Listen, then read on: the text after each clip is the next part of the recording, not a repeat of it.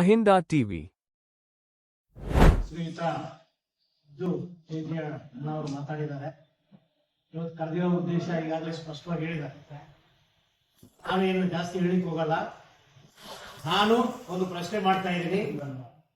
ಕಾಂಗ್ರೆಸ್ನ ಹೈಕಮಾಂಡ್ ಸಿದ್ದರಾಮಯ್ಯನವ್ರನ್ನ ಮುಖ್ಯಮಂತ್ರಿ ಸ್ಥಾನದಿಂದ ಕೆಳಗಿಳಿಸಲಿಕ್ಕೆ ಕಾರಣ ಏನು? ಆ ಸ್ಪಷ್ಟೀಕರಣ ಕೊಡು.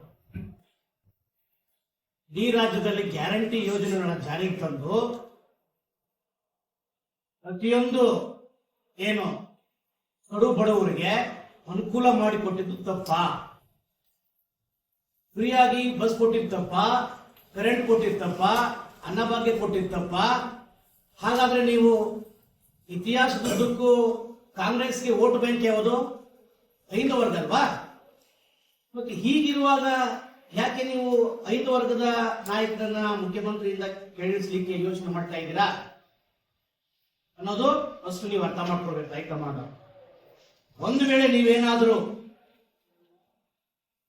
ಮುಖ್ಯಮಂತ್ರಿ ಸ್ಥಾನದಿಂದ ಕೆಳಗಿಳಿಸಲಿಕ್ಕೆ ಅಥವಾ ಇಳಿಸಿದ್ದೇ ಆದ್ರೆ ಕರ್ನಾಟಕ ಈಗಾಗಲೇ ಬಿಜೆಪಿ ಸರ್ಕಾರ ಕಾಯ್ತಾ ಇದೆ. ಎಲ್ಲೆಲ್ಲಿ ಬಹುಮತ ಇದೆಯೋ ಅಂತ ಸರ್ಕಾರಗಳನ್ನು ಉಳಿಸ್ತಾ ಇದೆ ಬಿಜೆಪಿ ಸರ್ಕಾರ.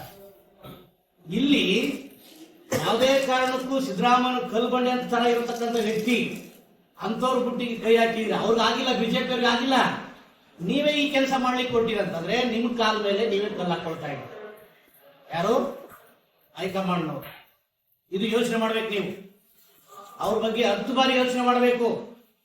ಹೋಗ್ಲಿ, ಸಿದ್ದರಾಮಯ್ಯನವ್ರ ಬಗ್ಗೆ ಏನಾದ್ರು ಕಪ್ಪುಚುಕ್ಕೆ ಇದ್ದಿದ್ರೆ, ಭ್ರಷ್ಟಾಚಾರದ ಆರೋಪಗಳಿದ್ದಿದ್ರೆ ನೀವು ಏನು ಸಿಎಂ ಹುದ್ದೆಯಿಂದ ಕೆಳಗಿಳಿಸಬಹುದಾಗಿತ್ತು. ಅದು ಯಾವುದು ಇಲ್ವಲ್ಲ. ಎಲ್ಲರೂ ಸುಖವಾಗಿದ್ದಾರಲ್ಲ. ಎಷ್ಟೋ ಜನ ಹೆಣ್ಮಕ್ಳು ದೇವಸ್ಥಾನಗಳು ಕರ್ಕೊಂಡು ಹೋಗಕ್ಕಾಗಿರಲಿಲ್ಲ ಗಂಡಂದ್ರು. ಇವತ್ತು ಅವರೇ ರಾಜರೋಷವಾಗಿ ತಿರುಗಾಡ್ತಾ ಇದ್ದಾರೆ. ಎಲ್ಲಾ ರೀತಿಯಿಂದ ಅನುಕೂಲವಿರುವಾಗ ಸಿದ್ದರಾಮಯ್ಯನ ರಾಜ್ಯದಲ್ಲಿ ಎಲ್ಲರೂ ಏನು ಆರಾಮಾಗಿ ಬದುಕ್ತಾ ಇದ್ದಾರೆ. ಎಲ್ಲಾ ಪದ ಏನು ಪ್ರಜೆಗಳು ರಾಮರಾಜ್ಯ ತರ ಬದುಕ್ತಾ ಇದ್ದಾರೆ. ರಾಮರಾಜ್ಯದ ಕಲ್ಪನೆ ಬಂದಿದೆ. ಹೀಗಿರುವಾಗ ನಾನಾಗ್ಲಿ ನಮ್ಮ ಅಹಿಂದ ಸಂಘಟನೆ ಆಗ್ಲಿ ಒಂದು ಪ್ರಶ್ನೆ ಮಾಡ್ತಾ ಇದ್ದೀನಿ ನಿಮ್ಗಳಿಗೆ. ಕೆಳಗಿಳಿಸಲಿಕ್ಕೆ ಕಾರಣ ಏನು? ಬಲವಾದ ಕಾರಣ ಏನು? ಇದನ್ನ ನೀವು 10 ಬಾರಿ ಯೋಚನೆ ಮಾಡಬೇಕು. ಧನ್ಯವಾದ.